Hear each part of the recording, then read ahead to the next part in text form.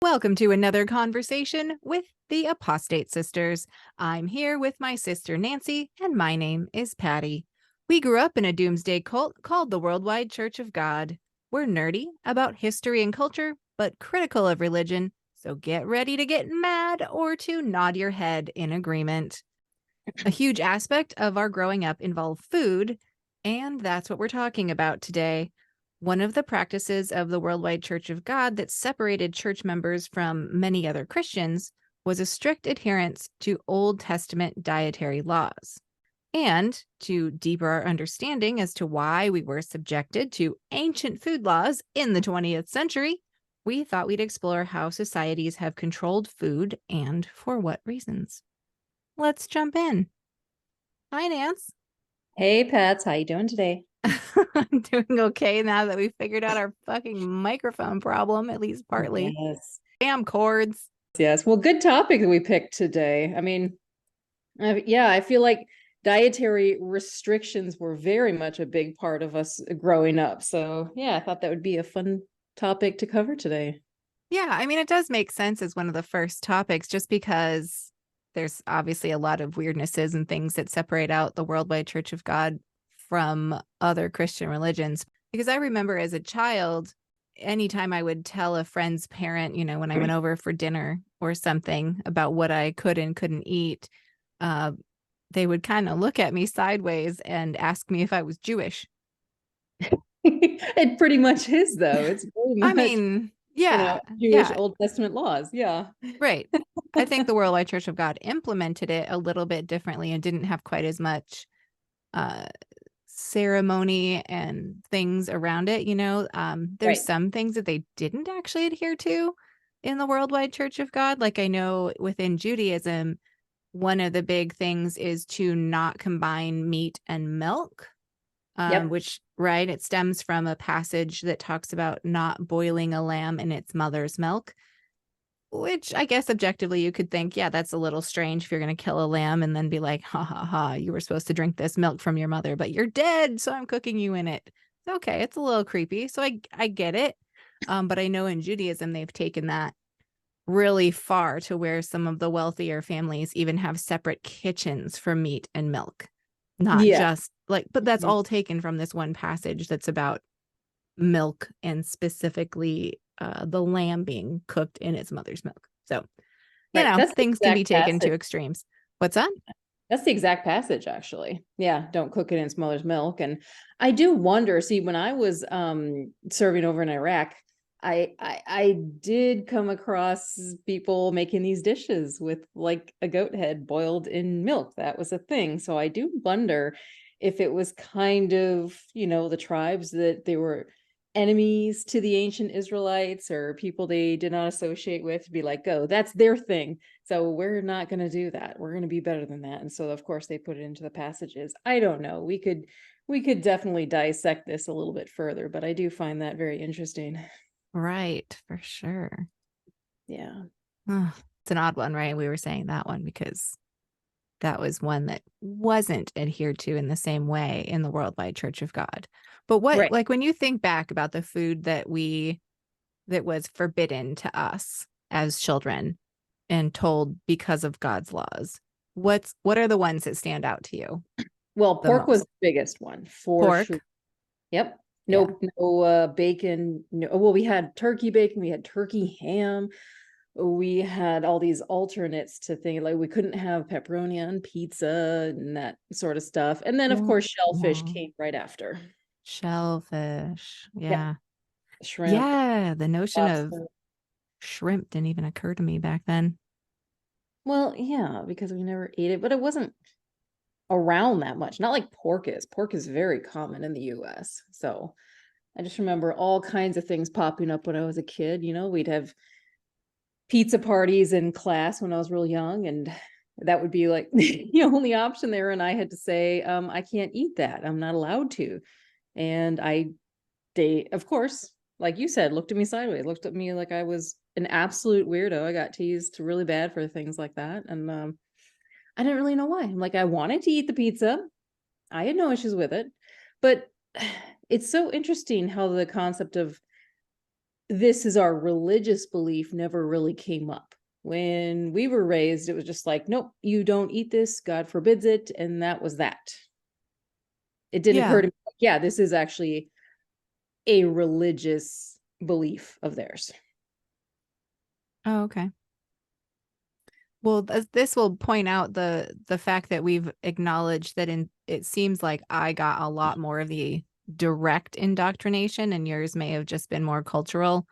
Correct. Because let's be real, by the time you were old enough to be cognizant of some of that stuff, Yes. there was potentially 3 or 4 kids in total, and probably the hey, let's sit down and talk through these Bible stories indoctrination didn't happen to you quite as much as it had happened to me in those early years. Yes. And that was evident. That is for sure. Yeah. You were in it, Pets. Yeah, I mean, I feel like I was very aware of those Old Testament Mhm. slash Hebrew Bible passages. And I just a side note here, I think that I will be referring, well, I'm going to try to refer to the Old Testament as the Hebrew Bible because I feel like that is more accurate to what should be the modern day use. Because let's be real, Christians took the Hebrew Bible and were like, hey, I'm going to appropriate this shit right up in here and then add some stories on the end of it that like try to pretend the stuff they wanted to happen in the first one happened in the second one. So Yes. that's a Correct. good fucking time. Yeah. So it's the Mormons did the same Hebrew thing. Bible. It's the Hebrew Bible. Hebrew Bible because it is their Bible. Yes. Well, And yeah. they got it from writings that were earlier from like Mesopotamia. Yeah. It goes on and on. People took the stories and they just made their own versions. They kept building on it and so on and so forth. So yes, I get that totally. The Hebrew Absolutely. Bible. Yep. Mhm. Absolutely. Yeah. It does make me question, and I might be jumping a little bit ahead here, but I remember a lot of evangelical churches just telling me, the Old Testament is more or less obsolete. Not that it's not important, but a lot of Christians today, they have no problem eating pork or shellfish. And I don't even know if a lot of Christians know these passages are in the book of Leviticus in the Hebrew Bible where it talks about you are not supposed to eat pork, shellfish, and that it gives you explicit instructions on what is quote unquote clean and unclean meat to eat. Right. But some people that are aware of that passage, they just kind of brush it off and say, well, that's the Old Testament. And since it is obsolete, we don't have to abide by those Old Testament laws anymore. That's what they say. But then, of course, other topics come up. They're like, okay, so what is the point of your so-called Old Testament then? We just Right. God decided to come up with this new covenant and everything else is completely brushed off, including the 10 commandments. That's my question. But they don't brush that off. They keep the parts they Yeah. want. They keep the parts they want. Obviously, they kind of jump over issues like slavery, where God tells you exactly how to, you know, pick slaves, own slaves, pass them on to your children and the Mhm. generations following, and so on. So it's not like they can say we cherry pick all day long, but then well, yeah, they're cherry picking their own book here. We're just trying to see the book in its entirety. So Well, yeah, and give it a little less mm, authority, I correct. guess. Obedience, control. Yep. Yeah. Well, I mean, isn't that the thing that we've decided was the point of the food thing anyway? I Right. mean, we're going to get into the history of it, and so we could debate why pork was forbidden or why Mm, other foods were forbidden, way back when. But in its modern iteration, to me, it seems really clear that the food restrictions are a measure of control, right? If you yes. apply the bite model, uh, areas of control, like controlling your behavior of what is it, of cults and authoritarian rule. So your behavior, the information you take in, the thoughts and emotions. I know we talked about that last episode too. We did, but it's really good to reiterate. That's a beautiful model of how it in every aspect of life. It just happens to be that that really fits well with cults. Well, right. I mean, we eat at least 3 times a day. So it's a great place to keep reminding you that you're under the authority of someone else every time you sit Yes. down with a plate of food, you know? Mm, yeah.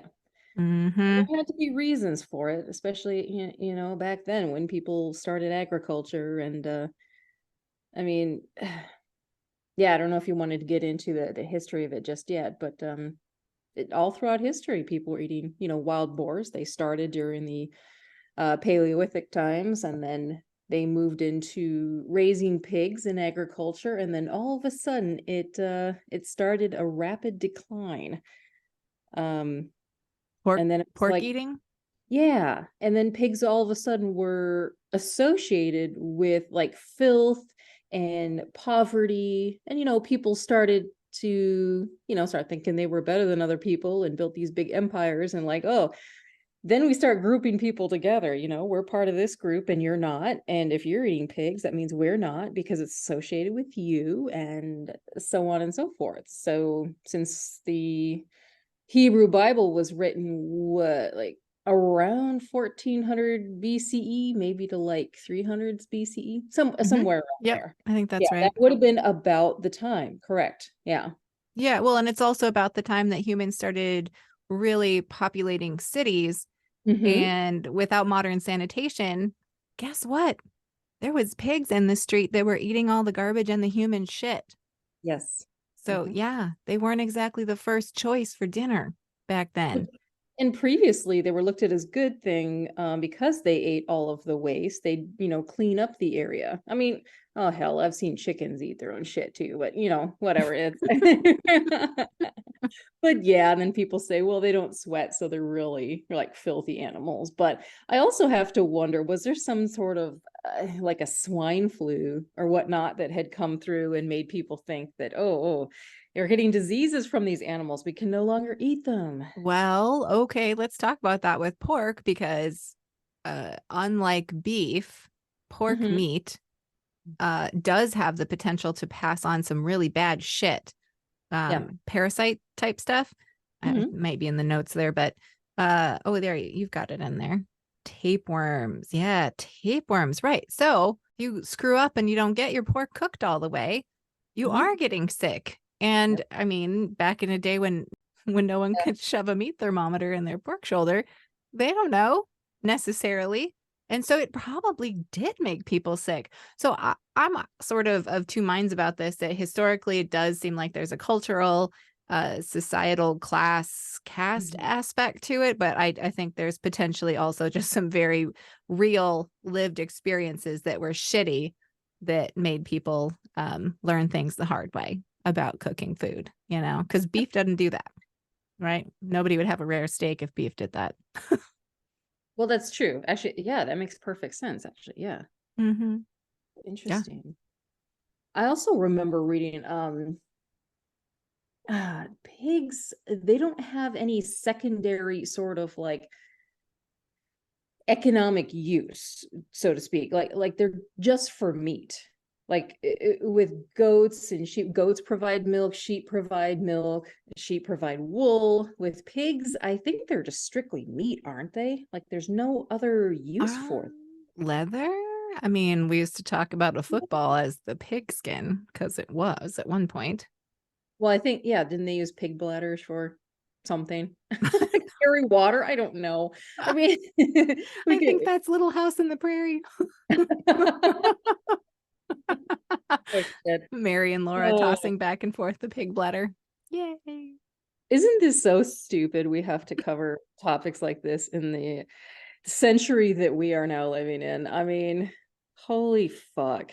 These archaic ideas are still sitting with people, like our parents, and they had to just go and get passed on to us. I mean, Oh my gosh. I don't even know what to say about it. Yeah. Yeah. But I remember very well not really learning much about our quote unquote religion because it was just simply our way of life when we were taught as kids. But don't you just remember being told that God would be so angry at us if we ate this meat? And my question is, if we did, which, there were times we ate it by accident, and I was like, whatever, I don't know about you, but I'm like, oh, this is tasty. So what? What's the problem? Nothing happened. Oh no. What happened Oh if you ate no. it? Oh no. The guilt and shame that I carried in the pit of my stomach, I tell you, it was Oh, strong. see, I didn't have it with food. Yeah. It's- The one time I really remember was we were traveling cross country, the family was, for something, probably to the feast. Yes. And we stopped at, some Midwestern-ish, I don't know, I want to say Nebraska. If it wasn't Nebraska, it was a state that looked exactly like Nebraska. But it That's Feast of Tabernacles, just to clarify, right? Oh yeah, good old Feast Yeah. of Tabernacles. Yeah, so we stopped at a buffet of some type, roadside buffet thing. And Oh, I remember this. yeah, do you? Okay, so all the standard Yes. fare, and our parents were looking at the ribs and having a moment trying to think it through. And I don't know how it happened, but the determination was, oh no, these must be beef ribs. It's okay. And I remember thinking they're really delicious.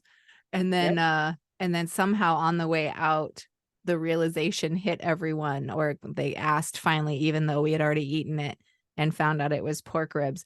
And I just remember walking out of there just feeling like, oh my goodness, what have we done? And here we are on our way to like this really important event where we're going to go be the best, whatever people in the church that we can be. But Why is okay, it? it went farther than that though. Listen, it went farther than that. It wasn't just the pork though, obviously. I I think different than you. You think it was just how we did life and God would be mad, but you didn't like fully connect it to the church's ideologies necessarily. I had a moment like that too though when I realized that I had been thinking sugary cereals were against our religion. Okay, why is that? Okay, well, all I right. So remember we first of didn't all, eat everything sugar was against cereal, our but religion, right? Like all the pretty things I much. wasn't allowed to do. No, that's against Mhm. our religion, Right. right? I knew that. So then also, when I'm at the store with mom and she wants to get the plain shredded wheat and will not get Lucky Charms, Apple Jacks, etc., Right. like she kind of had a health nut thing going on, which I don't dislike, but with no explanation given for it that went deeper, my kid brain was like, oh, that's not allowed. So that must be one of God's rules. Oh, how interesting. Well, they never really explained their reasoning for anything, did they, Pass? They just told us, don't do this, don't do that. And I think we just associated all of that with God says not allowed, Well, sure. right? What else did we have to go by? Well, right. Not logic and reason for sure. I mean, that Not wasn't, logic and reason. Correct. Not yeah. logic and reason. And I actually felt like with the pork thing that they gave the example of that it doesn't sweat. Yeah. Um, Mhm. and that makes it yucky that all the garbage that comes out of our body when we sweat doesn't happen for them. So it's all built up in them. I'm sure there's other health reasons to not eat pork, but that was the one they gave. But the actual passage in the Bible that forbids it, it's very interesting because the meat that we are allowed to eat according to that was animals with cloven hoof and choose a cud. So Yeah. that would mean Cows. something that's an ungulate, so hoofed creature, Yes. and cloven split in two. So a Mhm. hoofed creature, but not a single hoof like a horse, not paws and claws, but Mhm. only that cloven hoof and chewing a cud, which really leaves like cows, goats, sheep. Pretty much. Camel's not one of those, right? They have like a cloven hoof, but it's softer. And I thought Oh, they chewed up, right? that Don't would make me laugh if camel was on the menu all that time and we never indulged. I know, but I remember reading that when I was researching some of this shit.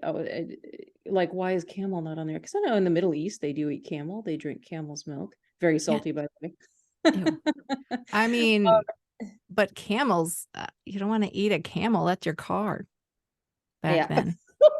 Oh my God. All right. touche.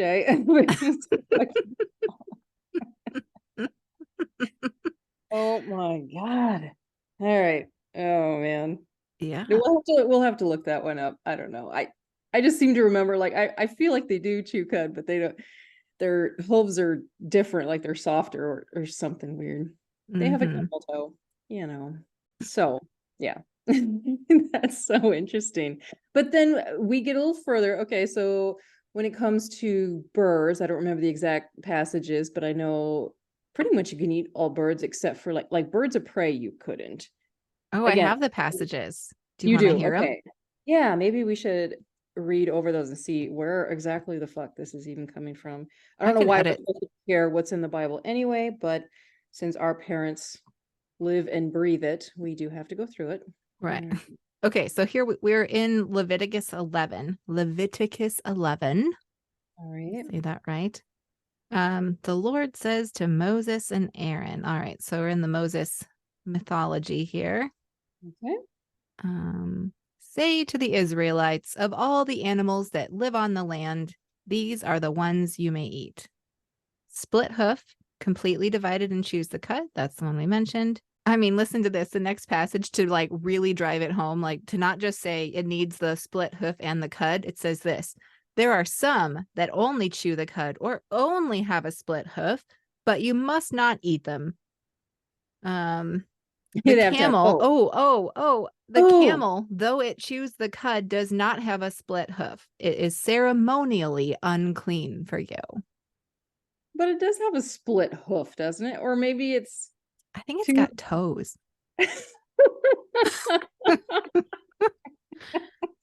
I mean, why though? I don't know. I Oh, mean, I feel like this could be really rude against Jewish people, but like, come the fuck on. they Why? care if we're rude or not. All we're doing is trying to dissect their book here, which controlled, a substantial portion of our lives, especially the most important parts of our lives during our learning process. So we have every right to, I think, say whatever we want about it That's fair. Free speech and all. because we are trying to figure it out. So, Okay, this one cracks me up. This says the rabbit, though it chews the cud, does not have a split hoof. It is unclean for you. Okay, I just want to talk about what cud a rabbit chews. Because when mhm. a cow chews a cud, it's got four stomachs, right? So it chews, swallows, it digests a little bit, comes back up, chews some more, goes to the next stomach, something like that. Right. What a rabbit is chewing, I don't think is the same thing. My understanding of what a rabbit does is it uh poops fairly undigested stuff, turns right around, gobbles it up, and that's what it chews, and then poops it out as the little rabbit pellets that we are aware of. No, are you serious? That, yes. I'm sorry. My children are very educated about animals, and this is what I've been told. Yes, they really do know this stuff. And I feel like there's something weird with a hamster too, where it eats its own shit. I could be wrong, or it's kids' shit, or it feeds its own shit to its kids. Something No, along those no. lines. Hamsters eat their No? own babies. That's what's going on there. Oh, well, okay. I think that's different. Sure. We probably shouldn't eat hamsters either. Normal amongst, yeah. Well, they eat guinea pig down in South America. So Oh, yeah. Okay, yeah. so that was all right. Also, it says you must not eat their meat or touch their carcasses. They are unclean for you. So don't even touch the carcasses of these critters, not much less eat them. Right. Okay. And then we move on from the land animals. It says, of all the creatures, I'm at verse 9 now of Leviticus 11, of all the creatures living in the water of the seas and the streams, so that's saltwater and freshwater, you may eat any that have fins and scales. But all creatures in seas or streams that do not have fins and scales, whether among the swarming things or among all the other living creatures in the water, you are to detest. Oh, Those damn crabs, I detest them. hey, you want to know something interesting? Yeah, I can get into other religions too, but I mean, there are some Muslims that don't eat crab too. really. Yeah. I They don't have know a why. And I have actually been looking at that. Actually, my friend from Fiji, um, she told me that. So I will continue to research that one. But hmm, yeah, I mean, as far as I know, all fish, seafood, and all that, they can eat. It's all halal for Muslims. So, but for some Oh, reason, certain ones don't eat crab. I just thought that was interesting. that is interesting. I feel like I need to read this next little passage out loud. There's a couple of funny things in it. All right, so this is going into more detail about the birds. Yeah. Okay. These are the birds you are to detest and not eat because they are detestable already. The eagle, the vulture, the black vulture, the red kite, any kind of black kite, any kind of raven, the horned owl, the screech owl, the gull, any kind of hawk, little owl, cormorant, great owl, white owl, desert owl, osprey, stork, heron, whatever a hoopoe is, and the bat. Okay, first of all, that's including a bat in the list of birds. Let's just point that one out to start. That's a problem. It's a problem. But I do notice that these are all kind of more the birds of prey. Yeah, they are. I think all birds are prey, aren't they?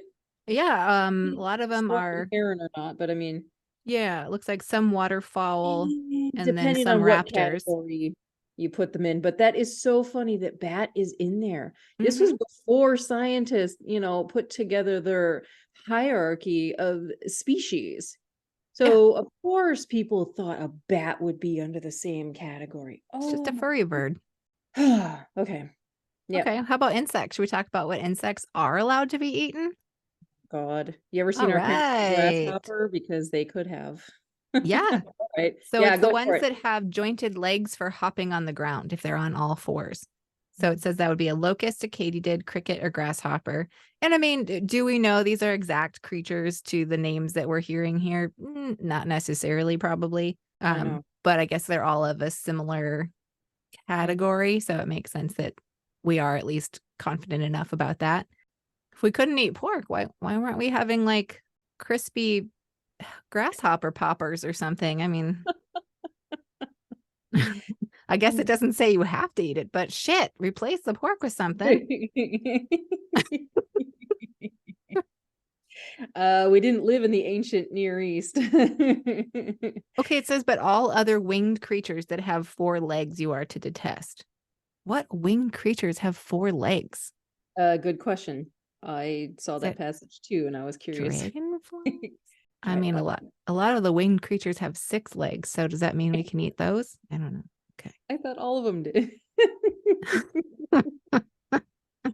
Oh my God. Yeah, good Make times. yourselves unclean by these. Whoever touches their carcasses will be unclean until evening. So literally you touch one of these dead, right? It's saying if you touch one of these dead bugs, like you flick it off your porch, you're like, you'll be unclean until that evening. Ooh. Something Or this weird. one, when one of them dies and falls on something, that article, whatever its use, will be unclean. Whether it's made of wood, cloth, hide, or sackcloth, put it in water, it will be unclean until evening, and then it will be clean. So I if mean, a cricket died on my side table, go stick it in the lake till tonight. I don't know. Am I being an asshole? I guess I don't care if I'm being an asshole. well, go ahead. Oh, but if a carcass falls on any seeds that are to be planted, they remain clean. I mean, what the actual fuck? Why? Why? I would be thrilled to know if there's some sort of like, well, okay, let me back up. So for us now in modern times, we get packages of things and we're looking at the warning labels and such, like even a plastic bag, like, Yes. suffocation risk, don't put in a child's bed, don't give to a child. And it's like, well, that sucks because I mean, that seems almost certain to me then that those things happened and we learned that the hard way. Right.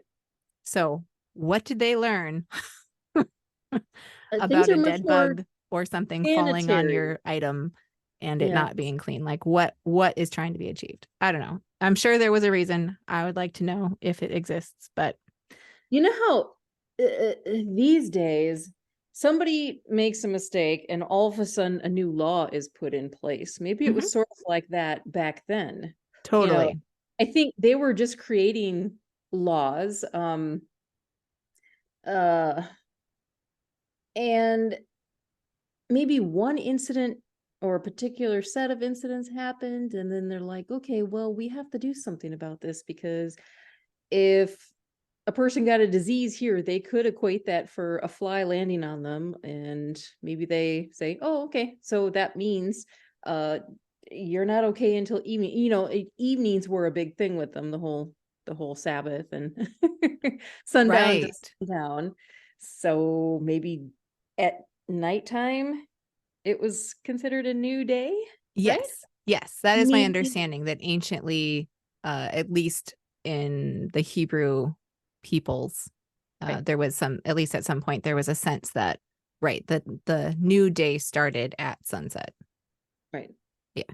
So So that maybe makes that's sense that till rejuvenation evening day. would throughout the rest of that day. Yeah. Like from the New Testament, God saying don't call things unclean anymore type thing. So like that's potentially how modern people came to the ability to like let go of those old rules. Yes. Well, aside from the fact that, a lot of Christians today say the Old Testament is more or less obsolete and they don't follow every law in there. There's a few passages in the New Testament. A couple that I found, one was 1 Corinthians 10:25, eat whatever is sold in the meat market without raising any question on the ground of conscience. I guess some Christians today feel that kind of pertains to, okay, well, we had all these laws of Moses that said don't eat all these certain meats. Now you can, since it's the New Testament of like Jesus Christ. I also saw some distinction between like after Noah's flood, apparently people were supposed to be able to eat whatever the meat they wanted after that as well, because on Noah's flood he brought, what is it, 7 pairs of each clean and unclean or animals, right? Yeah, that seems odd to me because right, the instructions for loading up the ark was 7 pairs of, well, it's different in two different passages, but in one of Yeah. them it was 7 pairs of the clean animals and one pair, two, yeah, something like that, of the unclean animals. But I think there's another passage because the story kind of gets repeated twice. There's a lot of doublets like that in the Old Testament, Okay. where where the animals that are listed out are actually only just like two of each, like a pair of each, a breeding pair of each. Right. So yeah, it's I mean, obviously it's kind of funny if you're trying to follow things down to the letter of the law and the law has it written two different ways. But well, Yeah. and oddly, along with these passages that are trying to say it is okay to eat whatever you want now under the new covenant that Jesus made in theory, uh, there's that idea of saying, what is it? I came not to repeal the law or not to end the law, but to fulfill it. And something about I say to you, not one jot or tittle will pass away from the law. Tittle. Went into my Herbert W. Armstrong there. Yes. Uh, yeah. So I mean, so you get people on both sides of it who are saying like, Right. no, we have freedom in Jesus because of this. He whatever did to the law, and other people are like, no, he says not one jot or tittle will pass away. So contradictions are fun.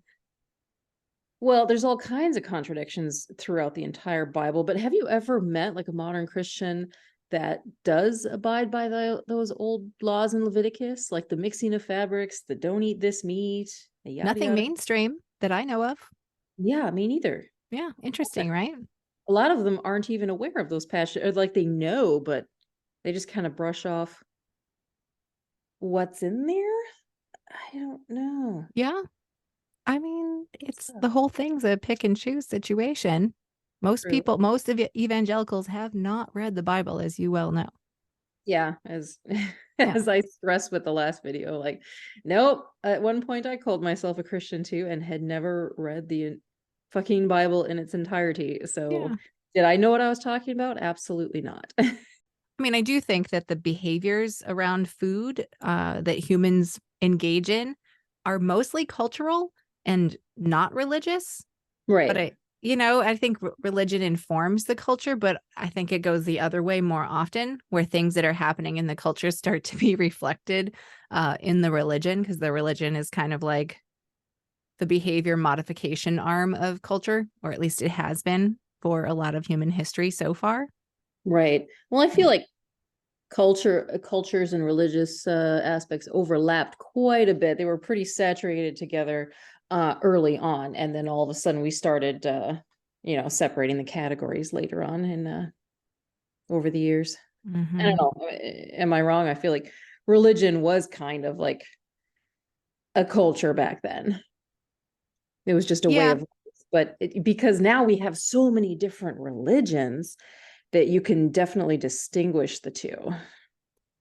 right. But I guess what I'm getting at is like our recognition of, hey, some of these food laws were probably made because people realized, oh, if we do it this way or don't do it this way, like we die, you Oh, know? yes, like a And so, cause. right. And Mhm. so it becomes a cultural understanding of, hey, this has to happen with food or this shouldn't happen with food. And then it Right, gets codified into a religious structure. right. Yeah, God and deities. I think they didn't have as good an understanding on the concept of death, maybe. Yeah. maybe. Yeah. I don't know where I'm going with That's that. okay. Well, hey, did you want to I know you did some research on different food restrictions in different religions around the world. Do you want to go into that? I find that super interesting. Yeah, I could do that. Let's see. Well, real quick. I know we didn't mention marshmallows, but marshmallows was something that came up a lot when we were children because marshmallows have what gelatin in it. Thus, Yeah, marshmallows are made of so we weren't gelatin. able to eat. Yeah, marshmallows. Interesting. Well, and I think the assumption was that most marshmallow gelatin comes from pork. Hmm. Hmm. Yeah, yeah, that's where that came from. All right. But yeah, just out of curiosity, I went over a lot of other religions of the world and just kind of to see, okay, well, dietary restriction seems like something that's across the board here, not just in the way we were raised in Judaism and so forth. And of course, my husband being from South India, he was able to tell me all the things that they do and don't believe there in India. I know to like alcohol isn't necessarily forbidden in Christianity. I mean, Jesus made water out of wine. It's right there in the passage. Is some Christians actually say it was non-alcoholic wine. I would just like to I mention, mean, what the fuck? but I don't know. But there's nothing explicitly stating that you can't drink alcohol in the Bible. There is a passage that makes you think you shouldn't get so drunk that like you fall over and do stupid sinful things when you drink. That's I think the extent of what's in there. That one But kind of cracks me up because it's like, shouldn't your hangover and doing the walk of shame the next morning be the thing that teaches you maybe you shouldn't get that drunk? But oh, yes. Yeah, but there's other religions that do actually forbid it, including I think Islam does, correct? oh, I think you're Um, right. Good yeah. point. Alcohol isn't forbidden in any like Hindu text or like religious literature, but that is more of a cultural aspect that they kind of frown upon it. People that drink are kind of seen as like poor people and not classy. I don't know if that's like the right term, but it's very taboo still over there. I mean, the men go off on their own and have beers while the women are back home and cooking and all that. I'm not necessarily saying that's all of India. I mean, this is very rural South India I'm talking about here. In the big cities, of course, people drink in public at bars and such. Mumbai, Coimbatore, Bangalore, Delhi, all those places. But yeah, I just thought I would mention it. I don't think that's something that is actually religious, just more frowned upon. Um, Cultural. yeah, yeah. Well, I noticed that when we were there with you in Mhm. 2019, even that it seemed like there was, well, I noticed differences between the different states. Because what Yes, was it? When we got to are. Kerala, it was like that weird milky looking fermented thing was like Oh, the whole, the big damn deal everywhere. What was that called? oh my God. You know what? Let me There get was the one really drunk guy that came up to my husband when we were standing around somewhere, and he had this whole group of friends, and they all wanted to gather around my husband and take a picture Yep. because that was a thing that happened. but the one guy kept offering him a drink out of it. And my husband's looking at this bottle of white milky things with questionable cleanliness at the top of the bottle, like, Oh, oh, friend, I don't want to sip. Thank you. yep. I know what that is. It's toady. It's Toady. Toady, like toddy, the toady. yeah, we pronounce it. We have a hot drink here called a hot toddy. There, I guess they say toady. I've heard everyone call it toady. I But wonder yeah, if that was a like a drink. bastardization of the British toddy or something, You know, it might be, taken but from the it's made like colonizers. um, it's it's light, like almost like kombucha. I thought it was like a lemony kombucha. It's made of coconut, like the sap, um not coconut per se. Interesting. It, I don't know. I don't know how to describe it, but yeah, very Different famous. attitudes. Yeah, yeah. Yeah. That was fun. We went, oh, we made it to that. Oh, a toady from Kerala. Yeah. Where it felt like some of the other states we were in, it was like really hard to even get an alcoholic drink. It was like you had to go to these certain places and only stay there with it and something. Right. And it was Yeah. kind of socially frowned upon there, so it's like Right. you were kind of going to the back alley to get your beer. Yes, certain Yeah. parts. There was a big difference. And then obviously, my husband's family lives between, right between the borders of Kerala, Karnataka, and Tamil Nadu. So Mhm. it really varied. And you weren't supposed to like bring alcohol from like, say, Karnataka to Tamil Nadu or vice versa, one of those two. That it was interesting. Fascinating.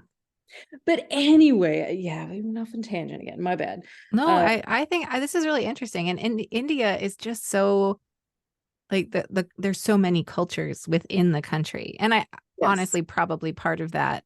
I think there always was.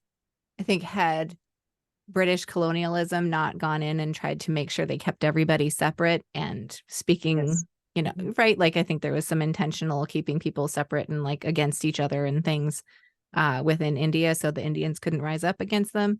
Yes. Yeah, yeah. But there is also, traditional languages all over Mhm. and so the cultures tended to vary a lot before there was quite so many people, I suppose.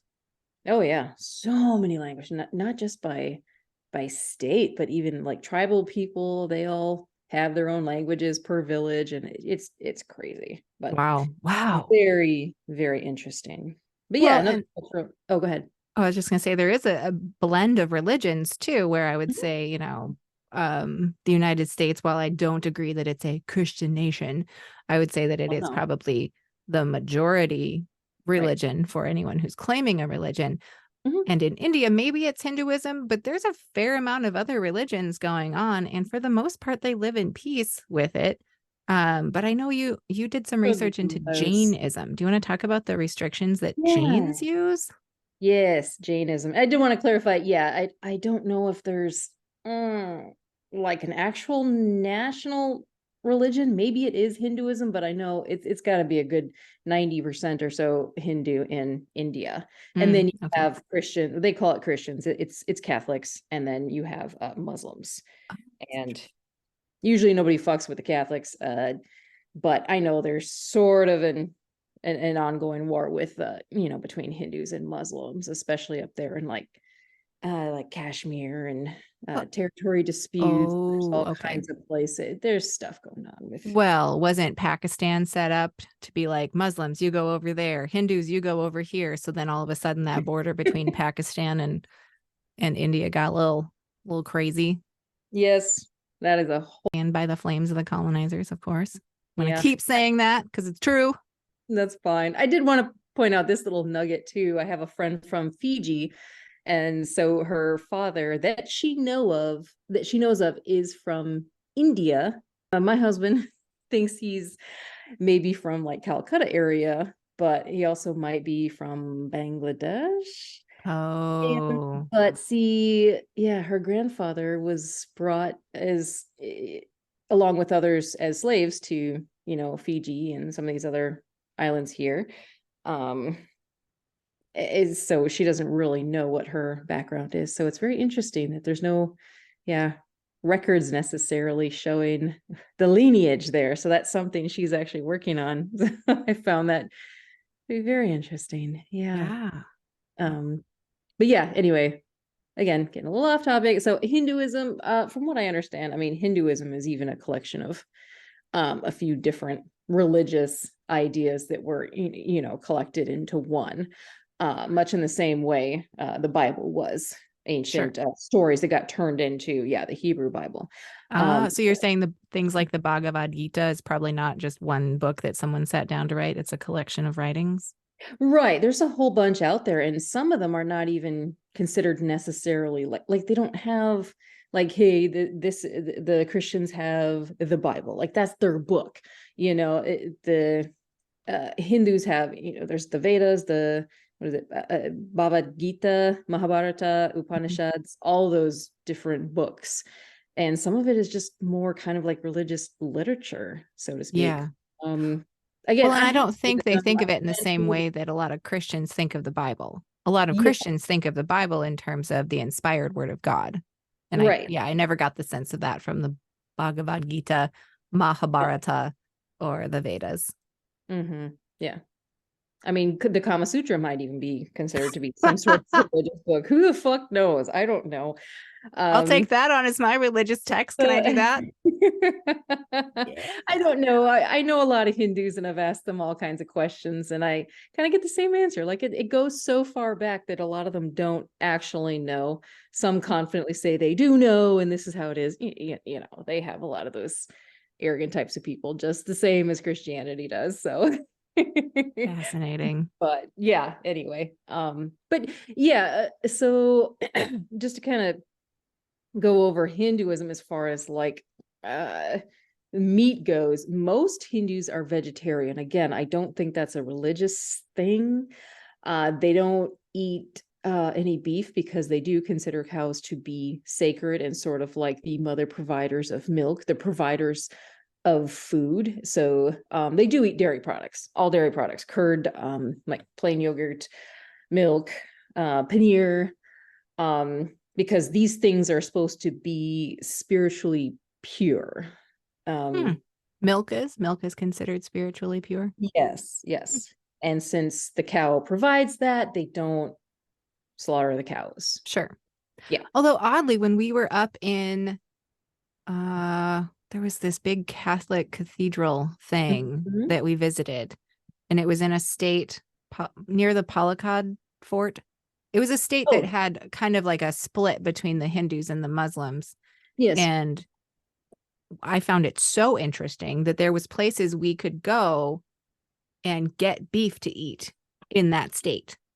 Oh, And yeah. here it was Hindus and Muslims living side by side, and they didn't seem to mind that my Yes. buddy over there is going to eat my sacred cow.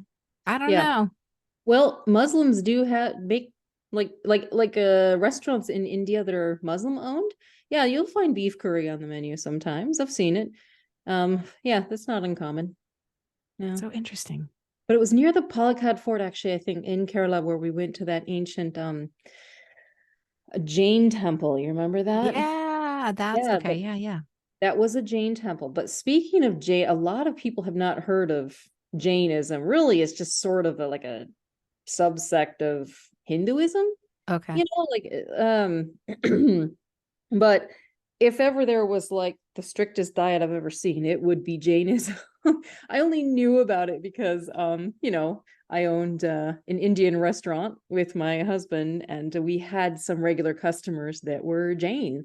And there was really next to nothing they could eat on our menu. We could make them plain dosa with, no ghee, but their diet basically consists of they call it principles of like non-violence.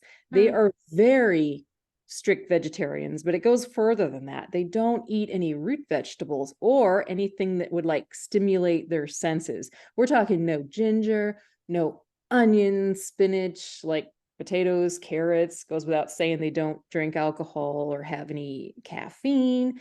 I even read something weird about where they don't eat at night in some cases because the temperature cools and then creates bacteria in the air and on surfaces. It's weird. I feel like I'd even heard with Jainism that there were some that wouldn't eat noodles because they looked like snakes and worms or something.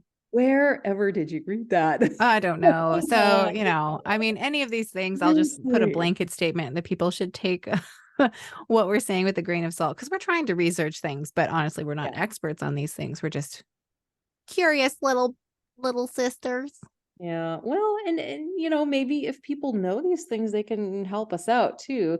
The last thing I was thinking about with Jainism is that the root vegetable thing was weird to me for a second, but then I realized why the root vegetable Mhm. is off limits. And I believe it's because they don't want to kill a plant, even. Yes. Right. So when you Mhm. dig up a root veggie, you're killing the Yes. plant, where if you can just snip off the fruiting bodies from the Right. upper part of the plant, you're not killing it. It continues to grow. So they don't want to kill animals, or they also don't want to kill plants. Is It that? makes me think of oh God, what was that movie? It was like Hugh Grant, Julia Roberts, Oh, where she's some famous person, and there's like a yes. whole thing where he's going through dating a bunch of crazies, and Oh, she says, God. "Yes, I'm a fruitarian."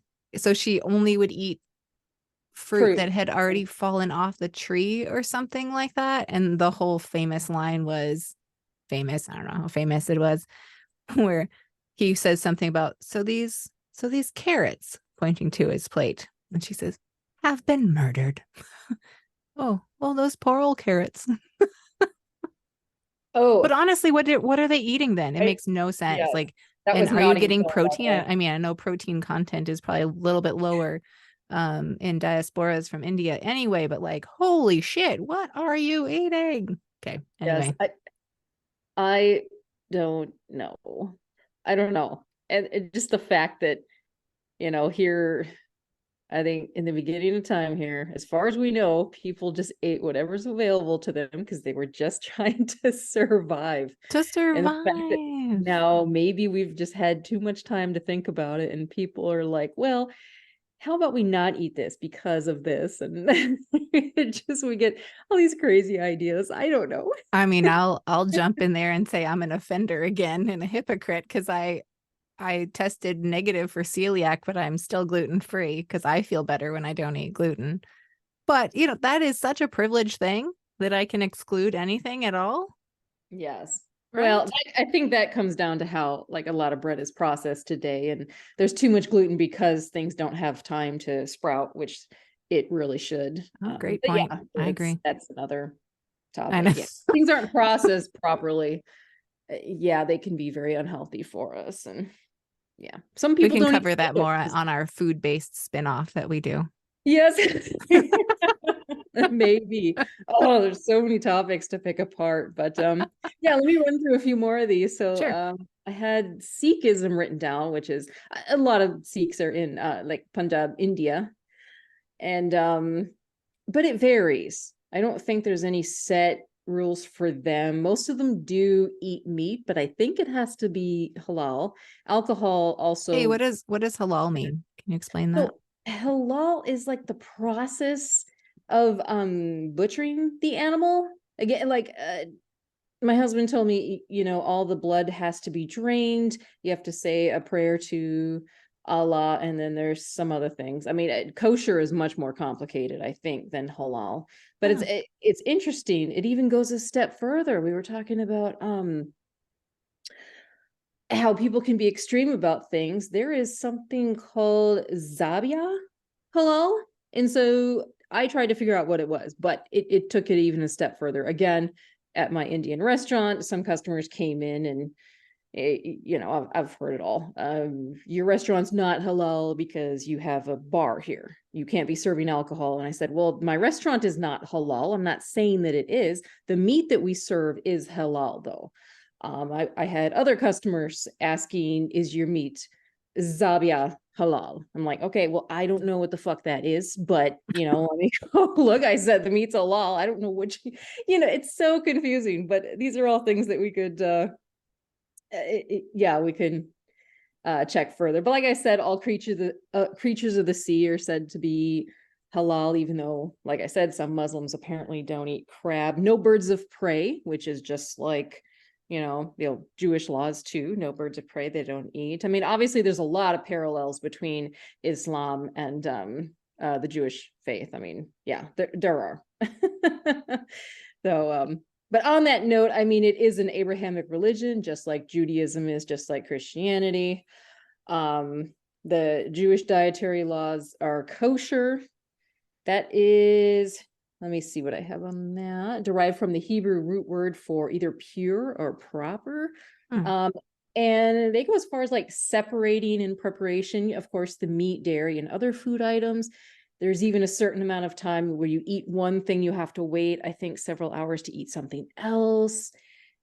It's very interesting. No pork or shellfish. The fish have to have fins and scales, of course. No cooking the meat. Yeah, that was all I had on those. Then there's even some restrictions on how you eat, like fasting. Fasting is a big thing in a lot of different religions too. For Catholics, they have Lent. Maybe they give up meat for however long. That's Great point. that religious observance that kind of, what is it, commemorates those 40 days Jesus spent fasting in the desert, right? Isn't that what Lent? I think so. Yes. 40 days is kind of a recurring thing. I know. Things to look into for future episodes.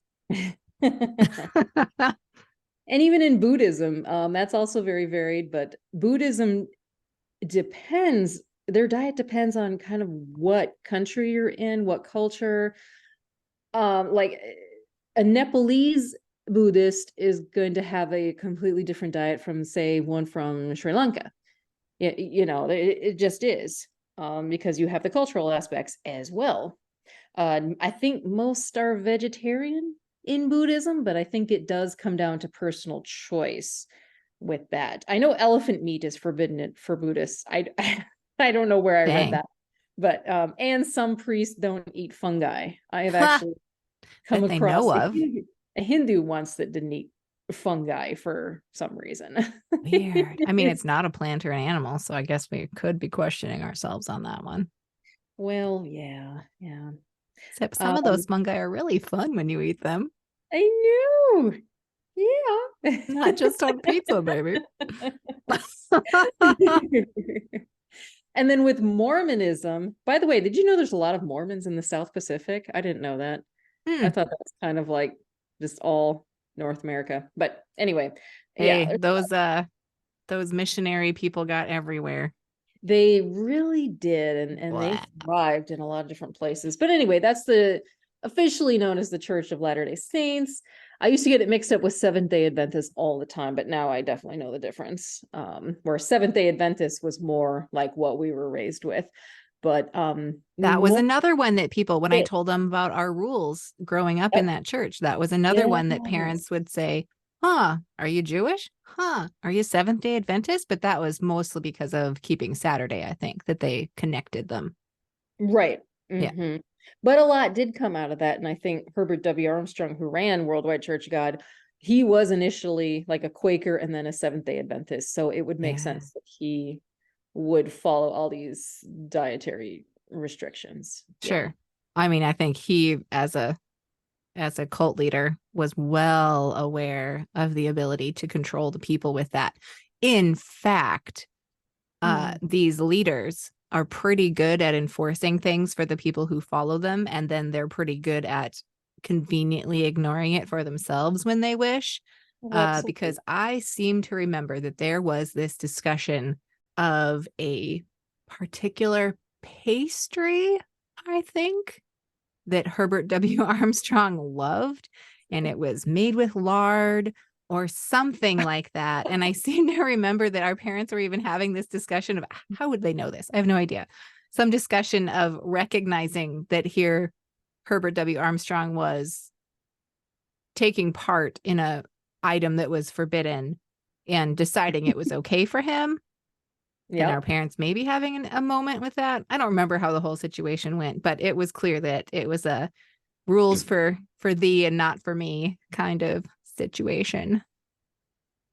But I also feel like they were rock stars at brushing things off to the side without question, because you're not supposed to question those in charge. And if you believe the leader of the organization you're following, it's okay for him to do something. Well, he's ordained by God, so I guess it's okay. Since Oh, it's okay for he's him. That's the thing you're supposed to believe, is it's okay for him, right. because Yes. I'm not going to question him because he speaks for God, Yeah. because he says so. Because he says so. Yeah. Even though he said that God was going to, come back while he was around, and then he died. And that Imagine was that. almost 30 years ago. Hmm. I I guess. still feel bitter about that like more logic and reason wasn't used, to be honest. Well, yeah, it never was, Pats. That's Not to why. mention false prophets. Never follow a false prophet. That was like a huge thing. Oh, you mean like Herbert W. Oh, Armstrong? yeah. Well, and it begs the question. I still like don't have this answered, but yeah, if you think you're not supposed to do these things or eat these foods, if you do it, what's going to happen? Do you Ooh. just repent and your little mishap sin there is forgiven? Or Yeah. does okay. So I mean, what's to stop someone Well, I don't from know. I might eating be as much? confusing how evangelicals would see it with my earlier indoctrination. Well, we can talk about both since they would say something different, you know? I mean, what's to stop me from eating all the fucking bacon I want and then just saying, "Oh, I'm sorry, God, I apologize." And okay, there's some Oh, uh wait. Oh, wait. hmm, Okay. So I did have to do some apologizing around bacon. you did? Yes. So, Okay. gosh, I want to say I was a junior or senior in high school Yeah. when the Worldwide Church of God was just basically crumbling, and our Yep. parents' lives were crumbling along with it. Um, Mhm. and they had no money to fall back on because they'd given it all to the church. Yep. Anyway, uh, I went to a friend's cabin for the Mhm. weekend with her family, and when you go to the cabin, you have a pretty good spread for breakfast. So there's this big old plate of bacon, and I had just kind of either decided or gotten the green light that like this wasn't a big deal anymore within the church. So I was like, oh hell yeah, I'm gonna have this bacon. And I ate my first piece, and I was like, hold the presses. I have not had this my whole life. And I mean, I Yeah. couldn't say anything out loud because they didn't really, know anything about that. But I was like, this is the most delicious thing I've ever eaten in my life. And Nancy, I can't even tell you how many pieces I ate, but I ate a lot of them. And then, and then my friend's brothers came to the table, and there was no bacon. And then I heard the news that we were supposed to have 2 slices of bacon each. Oh shit, and you ate it all. Yeah. So I don't know if I actually apologized. I might have just sat there like, I didn't does do it. anyone realize it was me that ate it all? Mm. But so I should have apologized. So sorry, Christina, Nathan, and whatever the other Travis. Yeah. Sorry, you three. I ate all your bacon at your cabin that weekend. That's It's awesome. late, but here's my apology. In my defense, it was delicious. I mean, if you didn't apologize, I mean, that also goes back to childhood and that we weren't really taught to apologize. We were taught to like be so fucking afraid from making mistakes that we would get our asses beat, that we just held on to it. We just suppressed it like crazy. So it's even hard for me to apologize for things now. I'm just like, what's the big deal? Yeah, I'm sorry, I made a mistake. I'm like, okay, Well, no, yeah. but I'm waiting for the lashing. I'm waiting for the verbal abuse, the physical abuse, Oh my know? God. Yeah. Well, yeah. Yeah. And notice our parents never apologized for anything. No, of course not. Yeah. No, that was not Anything. happening. Not little things, not No. big things. Still. Getting back to your bacon thing, I just had a funny quote to share. Some people avoid bacon for religious reasons. I avoid religion for bacon reasons. I thought that was great. And I remember my husband had never had bacon in his life either until I introduced it to him when he had, come here to the US. And he Did you lead absolutely him thought that. astray, Nancy? You Yes, led him off the path. You evil one. but his parents are Hindu. they can eat bacon. But Hindus don't really eat pork either. That's not for religious reasons either. They just, I know in his neck of the woods there in like Uti area, it's like forbidden or against the law to hunt wild boar. And I Oh, okay. don't know if that has anything to do with religion, but I've seen some health restrictions against wild boar. Like, I think there's a whole lot more that yeah, it can carry than there we absolutely realize. could be. Yeah. So maybe There- that one might be on the side of logic. Who knows? yeah, yeah, it could be. And do you think that when we were kids and having to not eat certain things, do you think that made other people feel bad? You know, like we're almost too good and like, no, I can't eat that.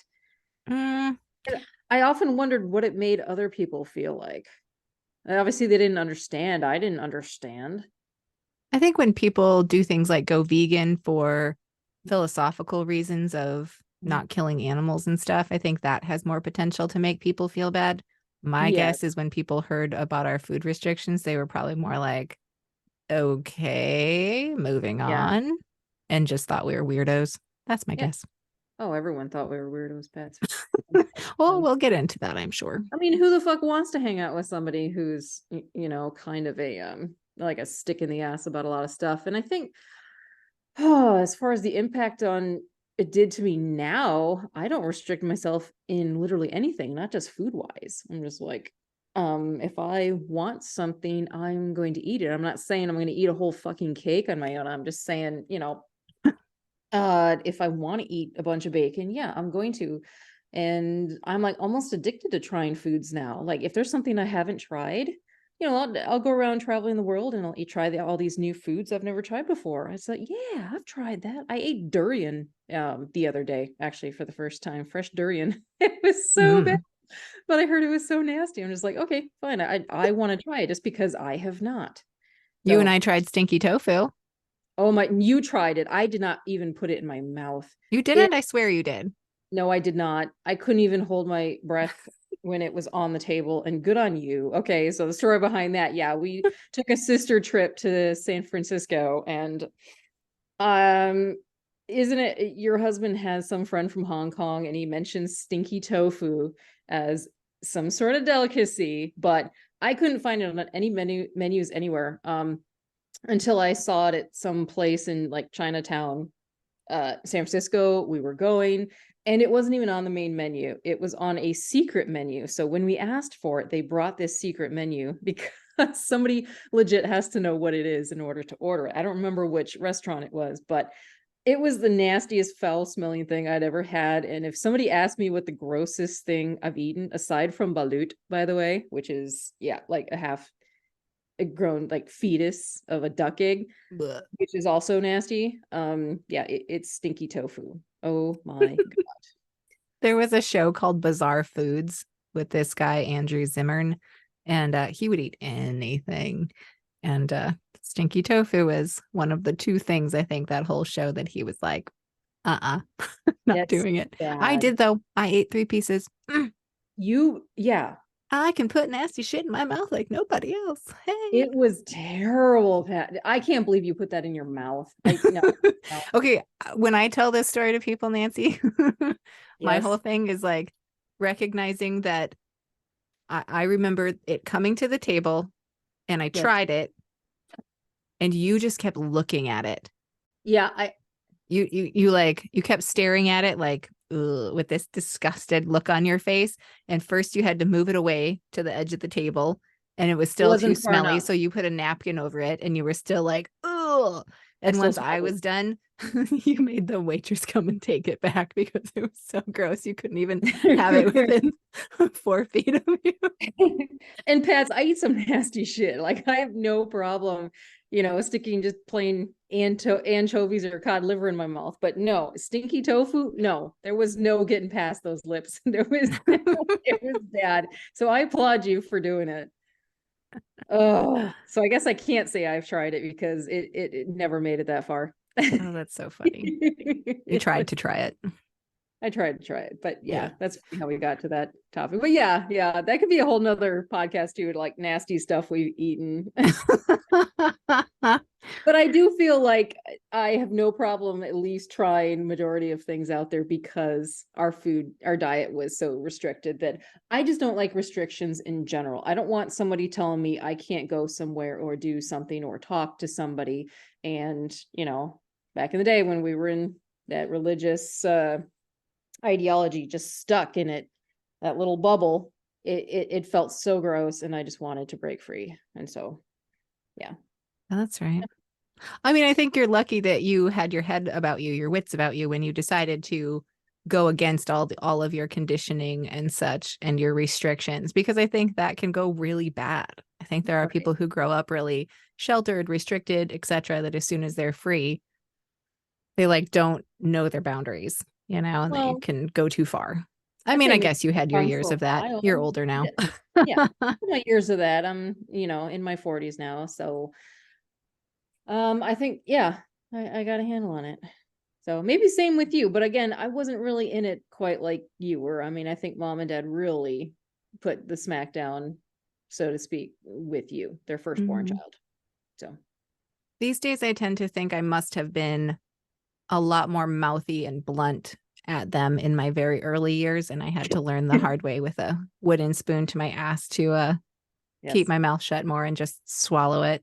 So Well, maybe that's, yeah, is maybe that's why we're so open these days. We don't give a fuck what comes out of our mouth either. So be like, go ahead, try me. exactly. Try and control me. It's not gonna work. I love it. Oh, yes. It's a very interesting topic, the whole dietary restrictions. It's Yeah. really something. Oh, I remember what I was gonna say. I'll just make this real quick. When it comes to Catholics and their little bit of bread that they take for communion, is that really supposed to be the actual flesh of Jesus? Because I've heard that. Yes. In the Catholic Seriously? tradition, it actually gets transfigured into the body and blood. So I mean that is some witchy shit if you ask me. So you realize that's cannibalism, right? I mean, yeah. So We it can go actually that is, further, but but somehow it doesn't take on the flavor and stuff. So thank God. Ugh. that's really weird. But anyway, on that note, yeah, that was interesting. Well, Nancy, you were talking a little bit earlier about the impacts that you feel like you still carry or have carried Right. from being raised in the Worldwide Church of God, and especially surrounding our restrictions and food restrictions. And I don't know, do you have anything more to say about your impacts? Uh, mainly just, I mean, they don't impact me anymore. I'll just say that. But at the time, yeah, of course, as we mentioned, we kind of felt like weirdos. I mean, not being able to eat certain things that everyone else was eating, and we couldn't even really explain why. And then, I almost felt like I would come off a little bit aloof.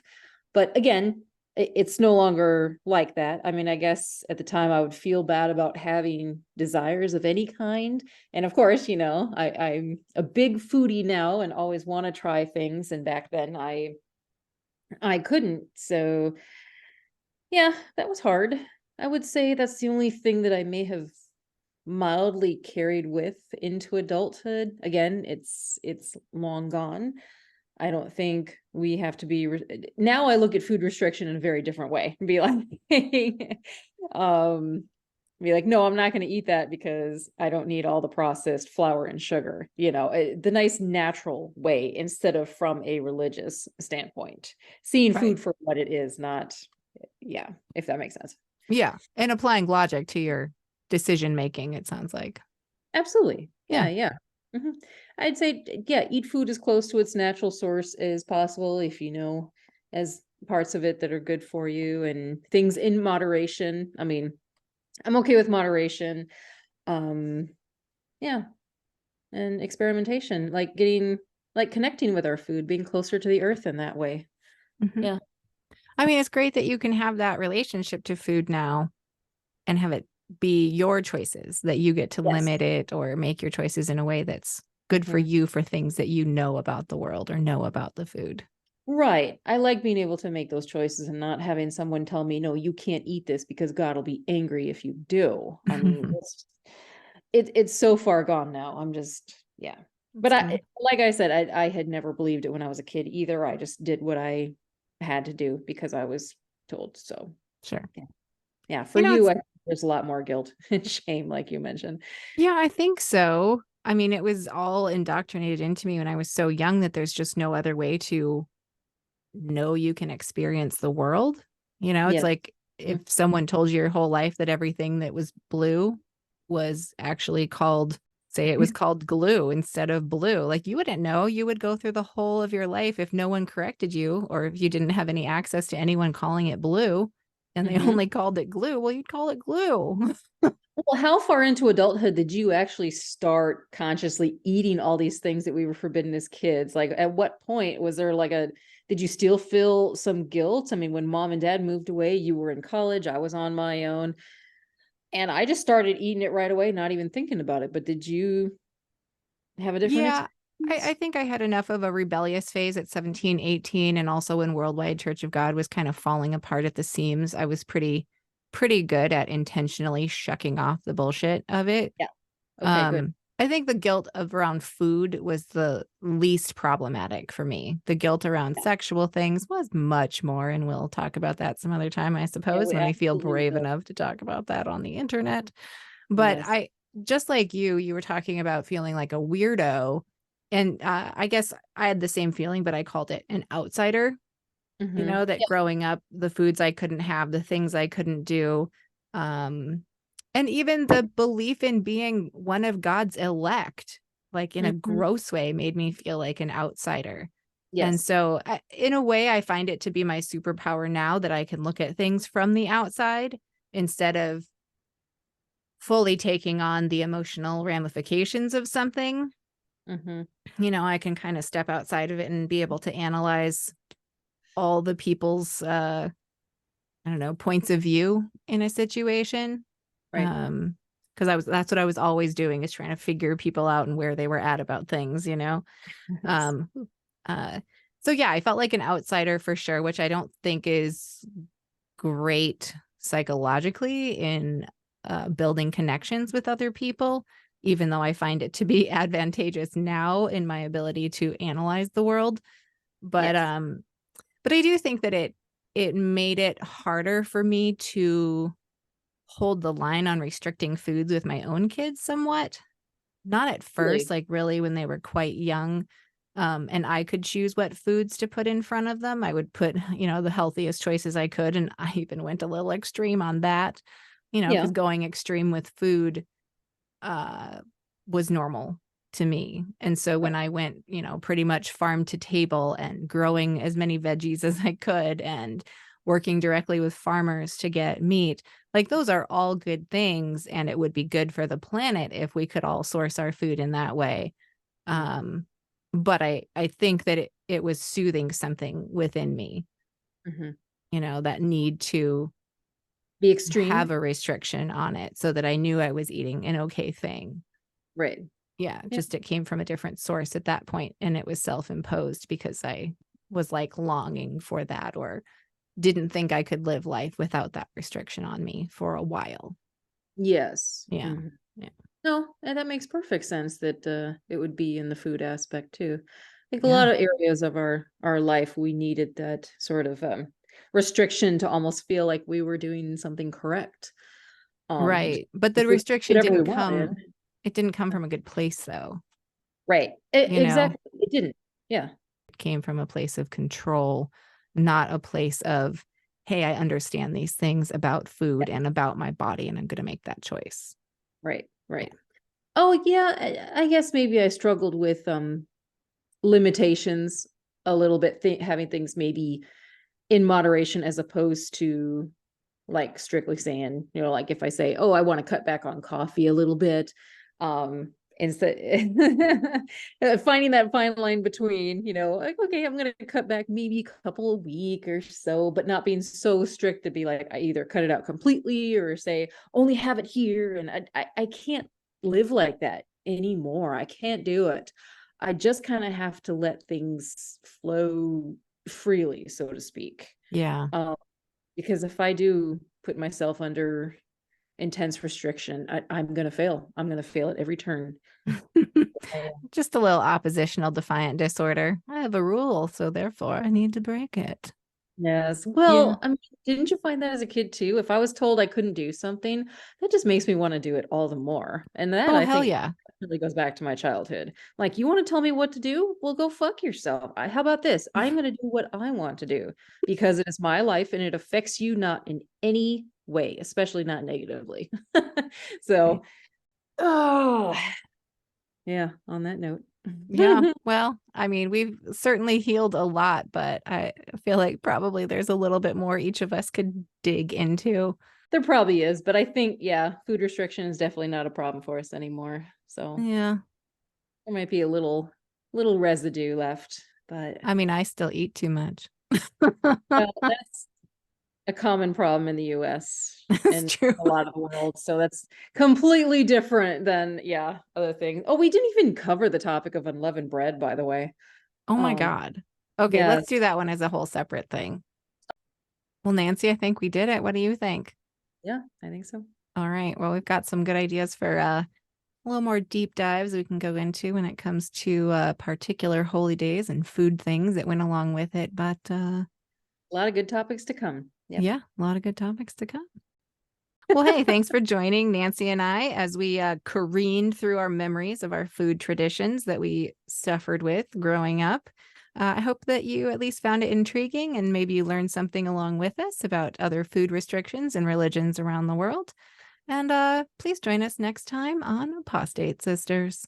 And I'm gonna go grab a bacon sandwich. So peace out, y'all. Peace out. Bye.